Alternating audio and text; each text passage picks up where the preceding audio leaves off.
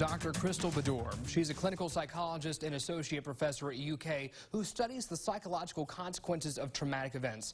Doctor, thank you for joining us. To start, just what is your initial read of the mental health impact of people affected by these floods? The thing that we actually can expect from most people after a disaster like this is that they may experience a lot of psychological distress, particularly in the days and weeks and even months after a disaster hits.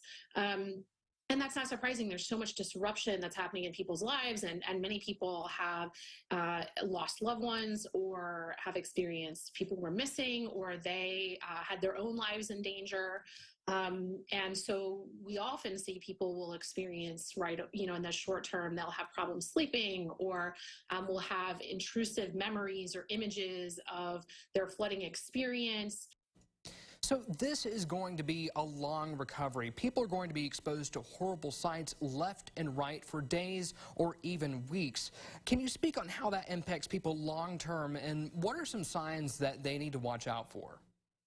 We certainly know that disasters like this aren't one and done, right? It's not the day of the flood. That's not it. It's all the stressors that are continuing and ongoing, like you said, sort of seeing the damage in the community, struggling to rebuild, displacement from other people, all of these things. And so I think some really important things to be looking out for is just that almost like a burnout to disaster, right? So these are people, while it's really normal to expect some of those intrusive memories and images to be feeling, maybe one moment calm and another moment emotionally overwhelmed, to be triggered by things, what to be watching out for is if that's continuing for months, if that's not improving as we're getting further out from the disaster, if people are really socially isolating. I think that's one of the biggest things that we see. So one of the best predictors of recovery for people is connection with family, with friends, with community.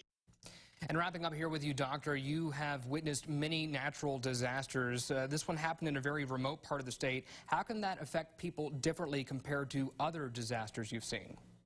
One concern that may be somewhat unique to a disaster in this area is that people may really feel like they're neglected or they're left behind, or what they've experienced isn't as important as other people. And I think that can be a real challenge. We know that in disasters, if people feel either betrayed or let down by the government or by resources that they feel like are supposed to come in to help in these situations, that can really lead to a lot of long-term difficulty with mental health issues as well.